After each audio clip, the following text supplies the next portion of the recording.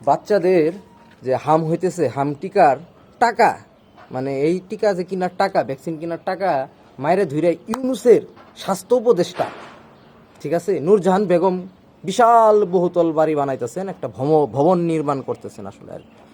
তো ওই যে ঘেউ ঘেউ করা কুত্তাগুলো আছে না, ওরা ডাইকে নিয়ে আইছিল শান্তিতে নোবেল বিজয়ী ইউনুস, দেশটার তো জাহান্নাম বানাই হয়ে গেছে কারে ভাই, এটা কথাই। রাশিয়ার কাছ থেকে তেল কিনবো, এটাও যুক্তরাষ্ট্রের কাছ থেকে পরামর্শ নেওয়া লাগবো, অনুমতি নেওয়া লাগবো। তেল কিনতে কিনতে বেলা গেল, আর কিছু কম না।